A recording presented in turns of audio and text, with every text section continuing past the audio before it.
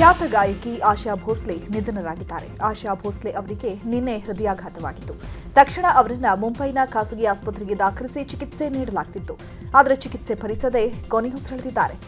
Pop, ghazal, ಶಾಸ್ತ್ರೀಯ ಸಂಗೀತದಲ್ಲಿ Bhosle famous ಆಗಿದ್ರು. ಹಿಂದಿಯಷ್ಟೇ ಅಲ್ಲ, ಕನ್ನಡ, ಮರಾಠಿ, ಬೆಂಗಾಲಿ, ತೆಲುಗು ಗೀತೆಗಳನ್ನು ಕೂಡ ಆಡಿದ್ರು. ಕನ್ನಡದ ದೂರದ ಬೆಟ್ಟ ಸಿನಿಮಾದ ಸವಾಲು ಹಾಕಿ ಸೋಲಿಸಿ ಎಲ್ಲರ ಎಂಬ ಹಾಡು ಆಗಿನ ಕಾಲದಲ್ಲಿ ಪ್ರಖ್ಯಾತಿ ಪಡೆದಿತ್ತು. ಆಶಾ ಭೋಸ್ಲೆ ನಿಧನಕ್ಕೆ ದೇಶದ ಗಣ್ಯರು ಕಂಬನಿ ಮಿಡಿದಿದ್ದಾರೆ. ಇನ್ನು ಆಶಾ ಭೋಸ್ಲೆ ಅಂತಿಮ ದರ್ಶನ ಪಡೆಯಲು ಕಲಾವಿದರು ಆಗಮಿಸ್ತಾ ಇದ್ದು, ಸಂಜೆ ವೇಳೆಗೆ ಸರ್ಕಾರಿ ಸಕಲ ಗೌರವದೊಂದಿಗೆ ಅಂತ್ಯಕ್ರಿಯೆ ನಡೆಸಲು ಸಿದ್ಧತೆ ಮಾಡಿಕೊಳ್ಳಲಾಗಿದೆ. ನಿಧನಕ್ಕೆ ಪಶ್ಚಿಮ ಬಂಗಾಳ ಸಿಎಂ ಮಮತಾ ಬ್ಯಾನರ್ಜಿ ಕೂಡ ಸಂತಾಪ ಸೂಚಿಸಿದ್ದಾರೆ. ಎಕ್ಸ್ನಲ್ಲಿ ಪೋಸ್ಟ್ ಹಾಕಿ ಖ್ಯಾತ ಗಾಯಕಿ ನಿಧನಕ್ಕೆ ಅವರು ಸಂತಾಪವನ್ನು ವ್ಯಕ್ತಪಡಿಸಿದ್ದಾರೆ. ಇನ್ನು ಮಹಾರಾಷ್ಟ್ರ ಸಿಎಂ ದೇವೇಂದ್ರ ಫಡ್ನವೀಸ್ ಕೂಡ ಆಶಾ ಭೋಸ್ಲೆ ನಿಧನಕ್ಕೆ ಸಂತಾಪ ಸೂಚಿಸಿದ್ದಾರೆ.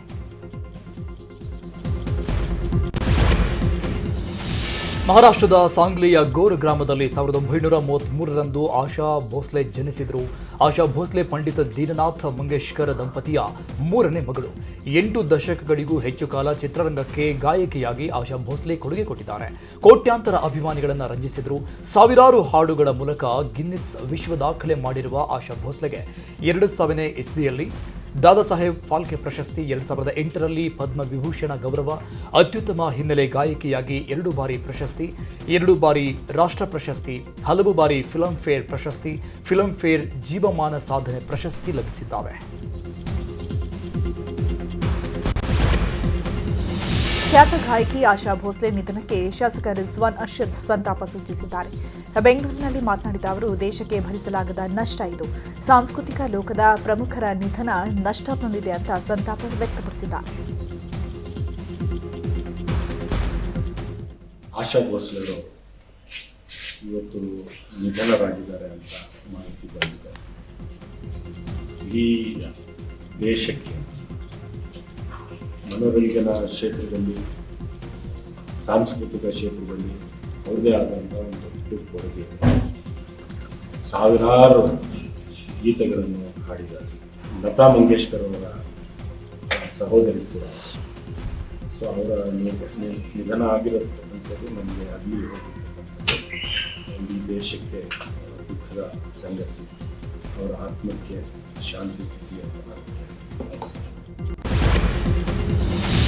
ವರನಟ ಡಾಕ್ಟರ್ ರಾಜ್ಕುಮಾರ್ ಅವರ 20ನೇ ವರ್ಷದ ಪುಣ್ಯಸ್ಮರಣೆ ಹಿನ್ನೆಲೆಯಲ್ಲಿ ಬೆಂಗಳೂರಿನ ಕಂಠೀರವ ಸ್ಟುಡಿಯೋದಲ್ಲಿರುವ ಅಣ್ಣಾವರ ಸ್ಮಾರಕಕ್ಕೆ ಬಗೆ ಬಗೆಯ ಹೂಗಳಿಂದ ಅಲಂಕಾರ ಮಾಡಲಾಗಿದೆ. ಸ್ಮಾರಕದ ಬಳಿ ಅಣ್ಣಾವರ ಇಷ್ಟದ ಹಣ್ಣುಗಳನ್ನು ಅಭಿಮಾನಿಗಳು ಇಟ್ಟು ಪೂಜೆ ಮಾಡಿದ್ದಾರೆ. ಅಣ್ಣಾವರ ಸಮಾಧಿಗೆ ಕುಟುಂಬಸ್ಥರು ಆಗಮಿಸಿ ಇಷ್ಟದ ತಿಂಡಿ ತಿನಿಸುಗಳನ್ನು ಇಟ್ಟು ಪೂಜೆ ಸಲ್ಲಿಸಿದರು. ಇನ್ನು ಇದೇ ವೇಳೆ ಮಾತನಾಡಿ, ರಾಘವೇಂದ್ರ ರಾಜ್ಕುಮಾರ್ 20 ವರ್ಷ ಆಗಿದ್ದು ಗೊತ್ತೇ ಆಗಲಿಲ್ಲ. ಅವರಿದ್ದಾರೆ ಅಂತ ಬದುಕ್ತಾ ಇದ್ದೀವಿ. ಅವರ ಸಿನಿಮಾಗಳು ಲೈಬ್ರರಿ ಥರ. ಅವರು ಜೊತೆ ಕಳೆದ ಕ್ಷಣಗಳು ಹಲವಾರಿದ್ದಾವೆ. ಅವರು ತೀರಿಕೊಂಡ ದಿನ ನಂಬೋಕೆ ಆಗಿಲ್ಲ. ಎಂದಿಗೂ ಅವರ ಅಭಿಮಾನಿಗಳು ಅಣ್ಣಾವರನ್ನ ದೇವರ ಥರ ಪೂಜಿಸ್ತಾರೆ ಅಂತ ಹೇಳಿದರು. 20 ವರ್ಷ ಹೆಂಗೆ ಹೋಗಿದೆ ಗೊತ್ತಾಗ್ತಿಲ್ಲ. ಇದು ಹೀಗೆ ಇರುತ್ತೆ. 20, 30, 40 ಆದರೂ ಜನ ಹೀಗೆ ಬರ್ತಾ ಇರ್ತಾರೆ. ಈಗ ನಮಸ್ಕಾರ ಮಾಡ್ಕೊಂಡು ಹೋಗ್ತಾರೆ. ಇದೊಂಥರ ಸ್ಥಳ ಆಗ್ಬಿಟ್ಟಿದೆ, ಪ್ರಸಿದ್ಧವಾದ ಸ್ಥಳ ಆಗಿದೆ. ಜನ ಬರ್ತಾ ಇರ್ತಾರೆ. ಅದನ್ನು ನಂಬೋಕ್ಕೆ ಆಗಲ್ಲ. ಈಗಲೂ ನಾವು ಇದ್ದಾರೆ ಅಂದ್ಕೊಂಡೇ ಬದುಕ್ತಾ ಇದ್ದೀವಿ. ನಮ್ಮ ಜೊತೆ ಇದ್ದಾರೆ, ನಮ್ಮ ಗುಣದಲ್ಲಿದ್ದಾರೆ, ನಾವು ಮಾಡೋ ಕೆಲಸದಲ್ಲಿದ್ದಾರೆ ಅಂತ ಅಂದ್ಕೊಂಡಿದ್ದೀವಿ. ಇನ್ನೇನು ಮೊಮ್ಮಕ್ಕಳೆಲ್ಲ ಆ್ಯಕ್ಟ್ ಮಾಡ್ತಾಯಿದ್ದಾರೆ. ಈಗ 20 ವರ್ಷ ಹೆಂಗೆ ಹೋಗಿದೆ ಗೊತ್ತಾಗ್ತಿಲ್ಲ. ಇದು ಹೀಗೆ ಇರುತ್ತೆ. 20, 30, 40 ಆದರೂ ಜನ ಹೀಗೆ ಬರ್ತಾ ಇರ್ತಾರೆ. ಈಗ ನಮಸ್ಕಾರ ಮಾಡ್ಕೊಂಡು ಹೋಗ್ತಾರೆ. ಇದೊಂಥರ ಸ್ಥಳ ಆಗ್ಬಿಟ್ಟಿದೆ, ಪ್ರಸಿದ್ಧವಾದ ಸ್ಥಳ ಆಗಿದೆ. ಜನ ಬರ್ತಾ ಇರ್ತಾರೆ. ಅದನ್ನು ನಂಬೋಕ್ಕೆ ಆಗಲ್ಲ. ಈಗಲೂ ನಾವು ಇದ್ದಾರೆ ಅಂದ್ಕೊಂಡೇ ಬದುಕ್ತಾ ಇದ್ದೀವಿ. ನಮ್ಮ ಜೊತೆ ಇದ್ದಾರೆ, ನಮ್ಮ ಗುಣದಲ್ಲಿದ್ದಾರೆ, ನಾವು ಮಾಡೋ ಕೆಲಸದಲ್ಲಿದ್ದಾರೆ ಅಂತ ಅಂದ್ಕೊಂಡಿದ್ದೀವಿ. ಇನ್ನೇನು ಮೊಮ್ಮಕ್ಕಳೆಲ್ಲ ಆ್ಯಕ್ಟ್ ಮಾಡ್ತಾಯಿದ್ದಾರೆ. ಈಗ ರಾಜಧಾನಿ ಬೆಂಗಳೂರಲ್ಲಿ ಬೀದಿ ನಾಯಿಗಳನ್ನು ಬಲವಂತವಾಗಿ ಸ್ಥಳಾಂತರ ಮಾಡಲಾಗ್ತಾ ಇದೆ. ಈ ವಿಚಾರವಾಗಿ ಸ್ಯಾಂಡಲ್ವುಡ್ ನಟಿ ರಮ್ಯಾ ಕಣ್ಣೀರು ಹಾಕಿದ್ದಾರೆ. ನಿನ್ನೆ ಫ್ರೀಡಂ ಪಾರ್ಕ್ನಲ್ಲಿ ನಡೆದ ಪ್ರತಿಭಟನೆ ವೇಳೆ ಬೀದಿ ನಾಯಿಗಳ ನಿರಂತರ ಹಿಂಸೆಯನ್ನು ನೆನೆದು Ramya ಭಾವುಕರಾದರು. I honestly didn't know about this when it happened, and I think it was because of Lavanya. You know, she brought it up with me and I was in shock and I couldn't believe that this was Bangalore, you know, because we've always sort of, I don't know how you said what you said, but just even listening to you and just thinking of what the dogs went through was extremely emotional for me, and I honestly didn't know about this when it happened, and I think it was because of Lavanya. You know, she brought it up on me, and I was in shock, and I couldn't believe that this was Bangalore. You know, because we've always sort of. 21 ಬೀದಿ ನಾಯಿಗಳು ನಾಪತ್ತೆಯಾಗಿರುವ ಘಟನೆ ಬೆಂಗಳೂರಿನ ಕಗ್ಗದಾಸಪುರದ DRDO ಲೇಔಟ್ನಲ್ಲಿ ನಡೆದಿದೆ. DRDO ಲೇಔಟ್ನಲ್ಲಿ ಟ್ರಕ್ನಲ್ಲಿ ನಾಯಿಗಳನ್ನು ಸಾಗಿಸಲಾಗ್ತಿತ್ತು. 3 ನಾಯಿಗಳ ಕಾಲು ಬಾಯಿಗೆ ಕಟ್ಟು ಹಾಕಿ ಸಾಗಿಸ್ತಾ ಇದ್ರು. ಈ ವೇಳೆ ಡಿಆರ್ಡಿಒ ಲೇಔಟ್ ನಿವಾಸಿಗಳೇ ನಾಯಿಗಳನ್ನು ರಕ್ಷಣೆ ಮಾಡಿದ್ರು. ಈಗ ಅದೇ ಆವರಣದಲ್ಲೇ 20ಕ್ಕೂ ಹೆಚ್ಚು ನಾಯಿಗಳು ಕಣ್ಮರೆ ಆಗಿದ್ದಾವೆ. ನಾಯಿಗಳನ್ನು ಸೆರೆ ಹಿಡಿದು ಕೊಂದು ಹಾಕಿದ್ದಾರೆ ಅಂತ ಲೇಔಟ್ನ ನಿವಾಸಿಗಳು ಆರೋಪ ಮಾಡಿದ್ದಾರೆ. ಚಿಕ್ಕಮಗಳೂರಿನ ಚಂದ್ರದ್ರೋಣ ಪರ್ವತ ಸಾಲಿನಲ್ಲಿ ಪ್ರವಾಸಿಗರು ಹುಚ್ಚಾಟ ಮಾಡಿದ್ದಾರೆ. ಶೋಲಾರಣ್ಯದಲ್ಲಿ ಎಲ್ಲೆಂದರಲ್ಲಿ ಓಡಾಡ್ತಾ ಇದ್ದಾರೆ. ಅಪಾಯದ ಗುಡ್ಡಗಾಡು ಪ್ರದೇಶದಲ್ಲಿ ಟ್ರಕ್ಕಿಂಗ್ ಮಾಡ್ತಾ ಇದ್ದಾರೆ. ಹೀಗಾಗಿ ಸ್ಥಳೀಯರು ನಿಗದಿತ ಪ್ರವಾಸಿ ಸ್ಥಳಗಳಲ್ಲಿ ಮಾತ್ರ ಅವಕಾಶ ನೀಡಿ ಎಲ್ಲೆಂದರಲ್ಲಿ ಓಡಾಟ ಮಾಡಿದರೆ ಅಂತವರ ವಿರುದ್ಧ ಪ್ರಕರಣ ದಾಖಲಿಸಿ ಅಂತ ಆಗ್ರಹಿಸಿದ್ದಾರೆ. ಈಗಾಗಲೇ ಕೇರಳ ಬಾಲಕಿ ಶ್ರೀನಂದ ಸಾವು ಪ್ರಕರಣದಿಂದಾಗಿ ಪ್ರವಾಸೋದ್ಯಮಕ್ಕೆ ಸಾಕಷ್ಟು ಹೊಡೆತ ಬಿದ್ದಿದೆ.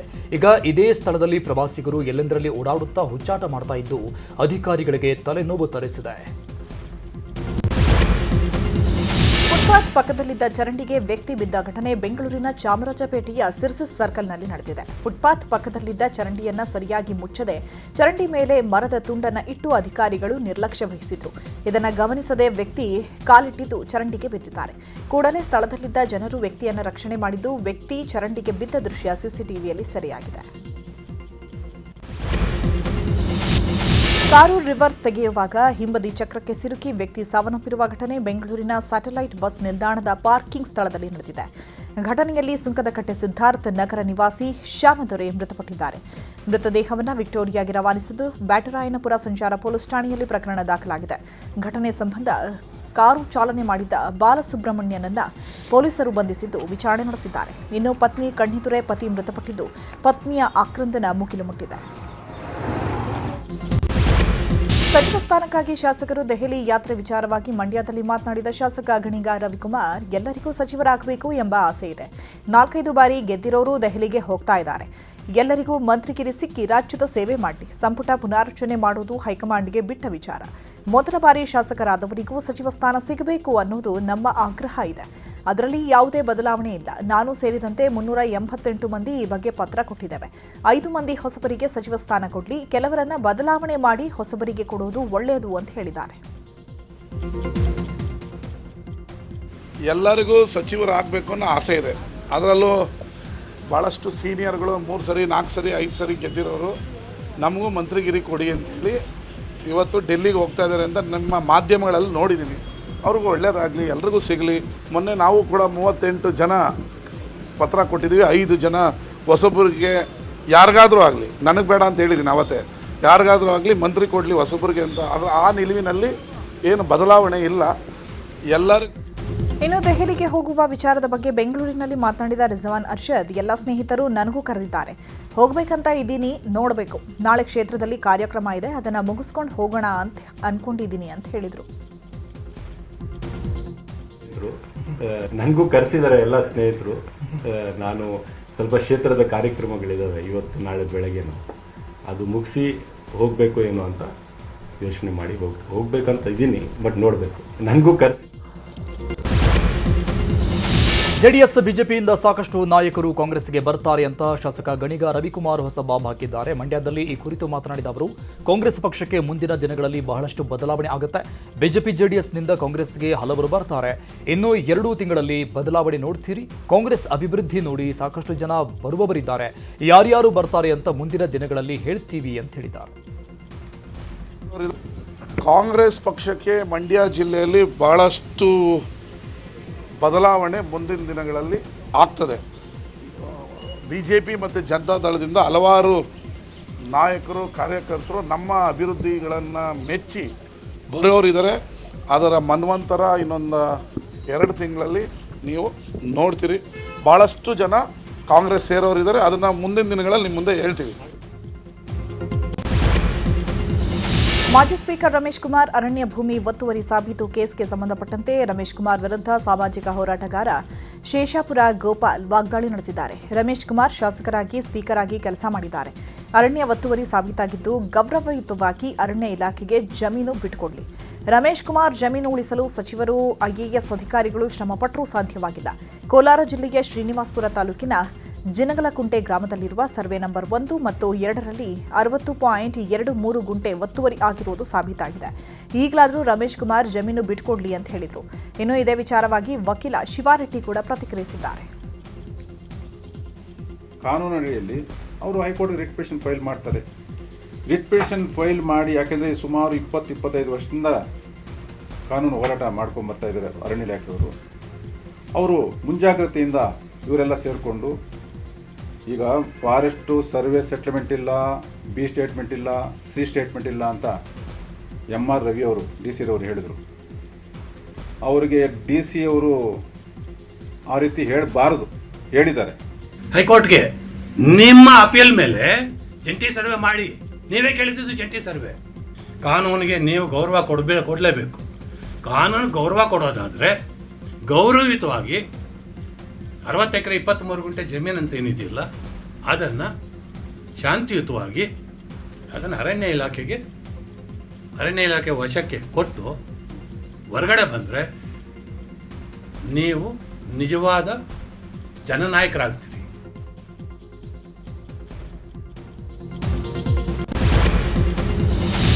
ಅಬ್ದುಲ್ ಜಬ್ಬಾರ್ ರಾಜೀನಾಮೆ ವಿಚಾರವಾಗಿ ಬೆಂಗಳೂರಲ್ಲಿ ಮಾತನಾಡಿದ ಶಾಸಕ ರಿಜ್ವಾನ್ ಅರ್ಷದ್, ರಾಜೀನಾಮೆ ಪತ್ರದಲ್ಲಿ 3ನೇ ತಾರೀಖಿದೆ. ಆದರೆ ಅವರು ನಿನ್ನೆ ರಾಜೀನಾಮೆ ಕೊಟ್ಟಿದ್ದಾರೆ. 3ನೇ ತಾರೀಖೇ ರಾಜೀನಾಮೆ ರೆಡಿ ಮಾಡಿ ಈಗ ನಮ್ಮ ಮೇಲೆ ಹೇಳಿದ್ರೆ ಹೇಗೆ? ಅಲ್ಪಸಂಖ್ಯಾತರಿಗೆ ಟಿಕೆಟ್ ತಪ್ಪಿಸಲು ಅಲ್ಪಸಂಖ್ಯಾತರೇ ಕಾರಣ. ಒಬ್ಬರ ಹೆಸರನ್ನ ಹೇಳಿ ವ್ಯಕ್ತಿ ಪರ ನಿಂತರು. 3-4 ಹೆಸರನ್ನ ಕಳುಹಿಸಿ ಕೊಡಬಹುದಿತ್ತು. ಯಾಸಿರ್ ಪಠಾಣ್ ಒಬ್ಬರ ಹೆಸರನ್ನೇ ಯಾಕೆ ಸೂಚಿಸಬೇಕು ಅಂತ ಪ್ರಶ್ನೆ ಸಹ ಮಾಡಿದರು. ನಾವು ಒಬ್ಬರ ಹೆಸರನ್ನ ಕೊಟ್ಟಿರುವುದು ನಮಗೆ ಹಿನ್ನಡೆ ಆಯಿತು. ಸಿಎಂ ಜೊತೆ ನಡೆದ ಸಭೆಯಲ್ಲಿ ಅಬ್ದುಲ್ ಜಬ್ಬಾರ್ಗೆ ಕೊಡಿ, ಇಲ್ಲ ಬೇರೆ ಸಮುದಾಯಕ್ಕೆ ಕೊಡಿ ಅಂತ ಮಹಾನ್ ನಾಯಕರೊಬ್ಬರು ಹೇಳಿದ್ರು.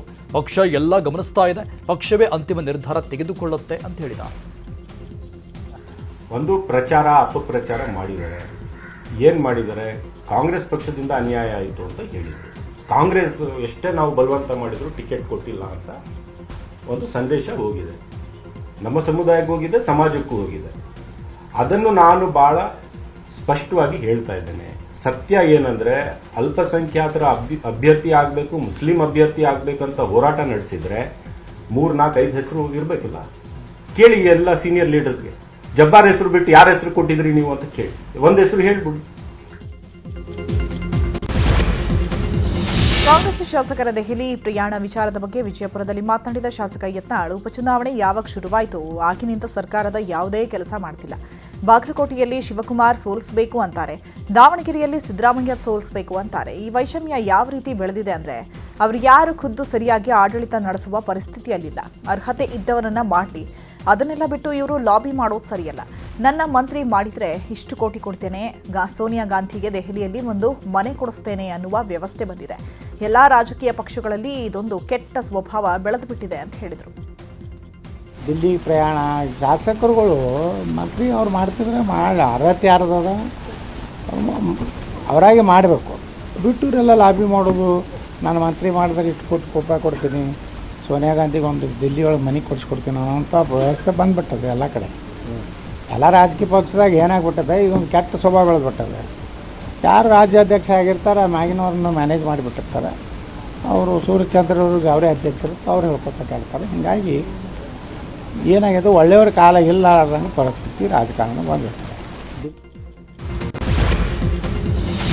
ಲೋಕಸಭೆ ಸಂಸತ್ತಿನಲ್ಲಿ ಏಪ್ರಿಲ್ 16ರಿಂದ 18ರವರೆಗೆ ನಾರಿ ಶಕ್ತಿ ವಂದನಾ ಅಧಿನಿಯಮಕ್ಕೆ ಸಂಬಂಧಪಟ್ಟಂಗೆ ವಿಶೇಷ ಅಧಿವೇಶನ ನಡೆಯಲಿದೆ. ಪಕ್ಷದ ನಿರ್ದೇಶನದ ಪ್ರಕಾರ ಕೇಂದ್ರ ಸಚಿವರು ಸೇರಿದಂತೆ ಎಲ್ಲ ಸಂಸದರು 3 ದಿನ ಅಧಿವೇಶನದಲ್ಲಿ ಹಾಜರಿರಬೇಕು ಅಂತ ಬಿಜೆಪಿ ವಿಪ್ ಜಾರಿ ಮಾಡಿದೆ. ಇನ್ನೊಂದೆಡೆ ಮಹಿಳಾ ಮೀಸಲಾತಿ ಮಸೂದೆಗೆ ತಿದ್ದುಪಡಿಗಳನ್ನು ಒಂದೇ ಧ್ವನಿಯಲ್ಲಿ ಅಂಗೀಕರಿಸುವಂತೆ ಎಲ್ಲ ರಾಜಕೀಯ ಪಕ್ಷಗಳಿಗೆ ಪ್ರಧಾನಿ ಮೋದಿ ಮನವಿ ಮಾಡಿದ್ದಾರೆ. ಇರಾನ್ ಅಮೆರಿಕ ನಡುವೆ ನಡೆದ ಸಂಧಾನ ಸಭೆ ವಿಫಲವಾಗಿದೆ. 21 ಗಂಟೆಗಳ ಮ್ಯಾರಥಾನ್ ಮಾತುಕತೆ ವಿಫಲವಾಗಿದೆ. ಹೀಗಾಗಿ ಇಸ್ಲಾಮಾಬಾದ್ನಿಂದ ಯುಎಸ್ ನಿಯೋಗ ನಿರ್ಗಮಿಸಿದೆ. ಶಾಂತಿ ಸಭೆಯಲ್ಲಿ ಪರಮಾಣು ಶಸ್ತ್ರಾಸ್ತ್ರ ತ್ಯಾಗಕ್ಕೆ ಇರಾನ್ ಒಪ್ಪಿಗೆ ಕೊಟ್ಟಿಲ್ಲ. ಹರ್ಮುಜ್ ಮೇಲಿನ ಹಿಡಿತ ಸಡಿಲಿಕೆಗೂ ಇರಾನ್ ಒಪ್ಪಿಲ್ಲ. ಹೀಗಾಗಿ ಅಮೆರಿಕ ಉಪಾಧ್ಯಕ್ಷ ಜೆಡಿ ವ್ಯಾನ್ಸ್ ಇಸ್ಲಾಮಾಬಾದ್ನಿಂದ ನಿರ್ಗಮಿಸಿದ್ದಾರೆ. ಈ ವೇಳೆ ಮಾತನಾಡಿದ ಅವರು, ಇದು ಅತ್ಯಂತ ಕೆಟ್ಟ ಸುದ್ದಿ ಅಂತ ಹೇಳ್ತಾರೆ. ಇರಾನ್ ಅಮೆರಿಕ ನಡುವೆ ಒಪ್ಪಂದ ಆಗಿಲ್ಲ. ಇದು ಅಮೆರಿಕಕ್ಕಿಂತ ಇರಾನ್ಗೆ ಹೆಚ್ಚು ಕೆಟ್ಟ ಸುದ್ದಿ. ಅಮೆರಿಕದ ನಿಲುವು ಸ್ಪಷ್ಟವಾಗಿ ತಿಳಿಸಲಾಗಿದೆ. 21 ಗಂಟೆಗಳ ಮಾತುಕತೆ ಅಂತಿಮವಾಗಿ ಸ್ಥಗಿತಗೊಂಡಿದೆ ಅಂತ ತಿಳಿಸಿದರು. ಸಂಧಾನ ಸಭೆ ವಿಫಲವಾದ ಹಿನ್ನೆಲೆ ಇರಾನ್ ಮೇಲೆ ಅಮೆರಿಕ ಮತ್ತೆ ದಾಳಿ ಮಾಡೋದು ಫಿಕ್ಸ್ ಆಗಿದೆ. ಮಾತುಕತೆ ವಿಫಲವಾದರೆ ದಾಳಿ ಮಾಡ್ತೇವೆ ಅಂತ ಟ್ರಂಪ್ ಹೇಳಿದ್ರು. ಈಗ ಸಂಧಾನ ವಿಫಲವಾಗಿರೋದ್ರಿಂದ ಉಗ್ರ ದಾಳಿ ನಡೆಸುವ ಸಾಧ್ಯತೆ ಇದೆ. ಕೊಲ್ಲಿ ಯುದ್ಧದಿಂದ ಮತ್ತೆ ಜಾಗತಿಕ ಸಮಸ್ಯೆ ಎದುರಾಗುವ ಸಾಧ್ಯತೆ ಇದೆ. ತೈಲ ಅನಿಲ ಅಭಾವ, ಆರ್ಥಿಕ ಸಂಕಷ್ಟ ಮತ್ತೆ ಎದುರಾಗುವ ಸಾಧ್ಯತೆ ಇದೆ. ಕಾರಿನಲ್ಲಿದ್ದ 30 ಲಕ್ಷ ಹಣವನ್ನು ದರೋಡೆ ಮಾಡಿರುವ ಘಟನೆ ಹಾವೇರಿ ಜಿಲ್ಲೆಯ ಹಾನಗಲ್ ತಾಲೂಕಿನ ಬಾಳಂಬಿಡ ಗ್ರಾಮದಲ್ಲಿ ನಡೆದಿದೆ. ಕಾರ್ ನಿಲ್ಲಿಸಿ ಹೊರಗಿಳಿದ ಕ್ಷಣದಲ್ಲೇ ದಾಳಿ ನಡೆಸಿ ಕಳ್ಳರು ಹಣ ದರೋಡೆ ಮಾಡಿದ್ದಾರೆ. ಬೆಂಗಳೂರಲ್ಲಿ ದಿನಕ್ಕೊಂದು ರೀತಿಯ ವಂಚನೆ ಪ್ರಕರಣಗಳು ಸೃಷ್ಟಿಯಾಗ್ತಾ ಇವೆ. ರೋಗವನ್ನು ಬಳಸಿಕೊಂಡು ವಂಚಕನೊಬ್ಬ ಶಿಕ್ಷಕಿಗೆ ದೋಖಾ ಮಾಡಿದ್ದಾನೆ. ನಾನು ನಿನ್ನ ಕ್ಲಾಸ್ಮೇಟ್ ಅಂತ ಶಿಕ್ಷಕಿಗೆ ಪುಟಪರ್ತಿಯ ಅರ್ಷದ್ ಮೆಸೇಜ್ ಮಾಡಿದ. ಇದನ್ನು ನಂಬಿದ್ದ ಶಿಕ್ಷಕಿ ಮೆಸೇಜ್ಗೆ ರಿಪ್ಲೈ ಮಾಡ್ತಿದ್ರು. ನಾನು ಕ್ಯಾನ್ಸರ್ ರೋಗಿ ಅಂತ ಹೇಳಿಕೊಂಡಿದ್ದ ಅರ್ಷದ್ ಶಿಕ್ಷಕಿಯ ನಂಬಿಕೆಗಿಟ್ಟಿಸಿಕೊಂಡು ನಗ್ನ ವಿಡಿಯೋ ಸೆಂಡ್ ಮಾಡುವಂತೆ ತನ್ನ ಕೊನೆ ಆಸೆ ಬಗ್ಗೆ ಮೆಸೇಜ್ ಕಳಿಸಿದ್ದ. ಶಿಕ್ಷಕಿ ನಗ್ನ ವಿಡಿಯೋ ಸೆಂಡ್ ಮಾಡ್ತಾ ಇದ್ದಂಗೆ ಬ್ಲಾಕ್ ಮೇಲ್ ಮಾಡಿದ್ದಾನೆ. ಉದ್ಯಮಿ ಸುದೀಪ್ ರಾಯ್ ಆತ್ಮಹತ್ಯೆ ಪ್ರಕರಣಕ್ಕೆ ಸಂಬಂಧಪಟ್ಟಂತೆ ಆರೋಪಿ ಸೌಮ್ಯ ಶೆಟ್ಟಿಗೆ 14 ದಿನ ನ್ಯಾಯಾಂಗ ಬಂಧನವಾಗಿದೆ. ಸುದೀಪ್ ತಂದೆ ದಾಮೋದರ ಶೆಟ್ಟಿ ಪತ್ನಿ ಸೌಮ್ಯ ವಿರುದ್ಧ ಆತ್ಮಹತ್ಯೆಗೆ ಪ್ರಚೋದನೆ ಕೇಸ್ ದಾಖಲಿಸಿದ್ರು. ಇದರ ಪ್ರಾಥಮಿಕ ತನಿಖೆಯಲ್ಲಿ ಆರೋಪ ಸಾಬೀತಾದ ಹಿನ್ನೆಲೆ ಕಾರ್ಕಳದಲ್ಲಿ ಪತ್ನಿ ಸೌಮ್ಯ ಶೆಟ್ಟಿ ಅರೆಸ್ಟ್ ಮಾಡಿದ್ರು. ವಿಚಾರಣೆಯಲ್ಲಿ ಪತ್ನಿ ಸೌಮ್ಯ ಶೆಟ್ಟಿ ಆರೋಪ ಸಾಬೀತು ಬೆನ್ನಲ್ಲೇ ಸೌಮ್ಯ ಶೆಟ್ಟಿಗೆ 14 ದಿನ ನ್ಯಾಯಾಂಗ ಬಂಧನವಾಗಿದೆ. ಬೆಂಗಳೂರಿನ Peenya elevated flyover load testing ಮುಂದೂಡಿಕೆಯಾಗಿದೆ. ಹೀಗಾಗಿ ನಾಳೆಯಿಂದ ಎಂದಿನಂತೆ ವಾಹನ ಸಂಚಾರ ಇರಲಿದೆ ಅಂತ ನಗರ ಸಂಚಾರಿ ಪೊಲೀಸರು ಮಾಹಿತಿ ಕೊಟ್ಟಿದ್ದಾರೆ. ಕಾರಣಾಂತರಗಳಿಂದ ಲೋಡ್ ಟೆಸ್ಟಿಂಗ್ ಮುಂದೂಡಿರುವ ಬಗ್ಗೆ ರಾಷ್ಟ್ರೀಯ ಹೆದ್ದಾರಿ ಪ್ರಾಧಿಕಾರ ಮಾಹಿತಿ ನೀಡಿದ್ದು, ಹೀಗಾಗಿ ಎಂದಿನಂತೆ ವಾಹನ ಸಂಚಾರ ಇರುತ್ತೆ. ವಿಶ್ವ ಆರೋಗ್ಯ ದಿನ ಹಿನ್ನೆಲೆ ವಿಜಯನಗರ ಚಂದ್ರ ಲೇಔಟ್ ನಾಗರಬಾವಿ ವೈದ್ಯರ ಕ್ಷೇಮಾಭಿವೃದ್ಧಿ ಸಂಘದಿಂದ ವಾಕಥಾನ್ ಆಯೋಜನೆ ಮಾಡಲಾಗಿತ್ತು. ವಿಜಯನಗರದ ಗಾಯತ್ರಿ ಆಸ್ಪತ್ರೆಯಿಂದ ವಾಕಥಾನ್ ನಡೆದಿದ್ದು, ವೈದ್ಯರ ಜೊತೆ ಸಾರ್ವಜನಿಕ ಸಹಬಾಳ್ವೆ ಹಾಗೂ ಸಮಾಜದ ಸ್ವಾಸ್ಥ್ಯ ಧ್ಯೇಯದೊಂದಿಗೆ 5 ಕಿಲೋಮೀಟರ್ ತನಕ 100ಕ್ಕೂ ಹೆಚ್ಚು ವೈದ್ಯರು, ವೈದ್ಯರ ಕುಟುಂಬಸ್ಥರು ಕಾಲ್ನಡಿಗೆಯಲ್ಲಿ ಪಾಲ್ಗೊಂಡಿದ್ದರು. ಇನ್ನು ಕಾರ್ಯಕ್ರಮಕ್ಕೆ ರೈಲ್ವೆ ಮತ್ತು ಜಲಶಕ್ತಿ ಸಚಿವಾಲಯದ ಕೇಂದ್ರ ಸಚಿವ ವಿ ಸೋಮಣ್ಣ ಚಾಲನೆ ನೀಡಿ ಶುಭ ಕೋರಿದರು. ಕೋವಿಡ್ ಕಾಲದಲ್ಲಿ ವೈದ್ಯರ ಕಾರ್ಯಪ್ರವೃತ್ತತೆ ಬಗ್ಗೆ ಕೊಂಡಾಡಿದರು. ಸಮಾಜಕ್ಕೆ ವೈದ್ಯರ ಸೇವೆ ಬಗ್ಗೆ ಶ್ಲಾಘಿಸಿದರು. ಇವತ್ತು ವಿಶ್ವ ಆರೋಗ್ಯ ದಿನಾಚರಣೆ. ವಿಶ್ವ ಆರೋಗ್ಯ ದಿನಾಚರಣೆಯನ್ನು ವಿಜಯನಗರ, ಗೋವಿಂದರಾಜನಗರದ ಈ ಭಾಗದ ಎಲ್ಲ ನುರಿತ ವೈದ್ಯರುಗಳು ತಮ್ಮ ಒಂದು ಸಂಘವನ್ನು ಸ್ಥಾಪನೆ ಮಾಡಿ ಪ್ರತಿ ವರ್ಷವೂ ಕೂಡ ಆರೋಗ್ಯದ ದೃಷ್ಟಿಯಿಂದ ನಾವು ಕೂಡ ಆರೋಗ್ಯವಂತರಾಗಿರಬೇಕು ಅನ್ನುವ ಅವರ ದೂರದೃಷ್ಟಿಯನ್ನು ಇವತ್ತು ಪ್ರದರ್ಶನವಾದ ಉದ್ಘಾಟನೆಯನ್ನು ನೆರವೇರಿಸಿದ್ದೇನೆ. ರಾಷ್ಟ್ರದ ಪ್ರಧಾನಮಂತ್ರಿಗಳಾದ ಸನ್ಮಾನ್ಯ ನರೇಂದ್ರ ಮೋದಿಯವರ ಒಂದು ವಿಶ್ವದ ಭೂಪಟದಲ್ಲಿ ಭಾರತೀಯರ ಸಾರ್ವಭೌಮತೆಗೆ ಆರೋಗ್ಯವು ಕೂಡ ಪ್ರಮುಖವಾದದ್ದು ಅನ್ನೋದನ್ನು ಎತ್ತಿ ತೋರಿಸ್ತಕ್ಕಂಥ ಕೆಲಸ ಮಾಡಿದ್ದಾರೆ. ಅದರ ಅಂಗವಾಗಿ ಎಲ್ಲ ವೈದ್ಯರು ಕೂಡ ಅದನ್ನು ಅನುಸರಣೆ ಮಾಡೋದ್ರ ಜೊತೆಯಲ್ಲಿ ವೈದ್ಯರ ಆರೋಗ್ಯವನ್ನು ಕಾಪಾಡಿಕೊಂಡು ಬೇರೆಯವರ ಆರೋಗ್ಯಕ್ಕೂ ಕೂಡ ಪೂರಕವಾದ ಒಂದು ವ್ಯವಸ್ಥೆಯನ್ನು ತರ್ತಕ್ಕಂಥದ್ದಕ್ಕೆ ಇಷ್ಟೊಂದು ಜನ ಒಟ್ಟೆ ಕುಳಿತಾಗ ಅವರಲ್ಲಿರ್ತಕ್ಕಂಥ ಅನುಭವವನ್ನು ಹಂಚ್ಕೊಳ್ತಕ್ಕಂಥದ್ದಕ್ಕೆ ಇದೊಂದು ಪವಿತ್ರವಾದ ಕೆಲಸ. ಈ ಕೆಲಸವನ್ನು ಈ ಭಾಗದ ವೈದ್ಯರು ಮಾಡಿದ್ದಾರೆ. ನಾನು ವೈಯಕ್ತಿಕವಾಗಿ ಭಾರತ ಸರ್ಕಾರದ ಪರವಾಗಿ ನಾನು ಅವರಿಗೆ ಅಭಿನಂದನೆ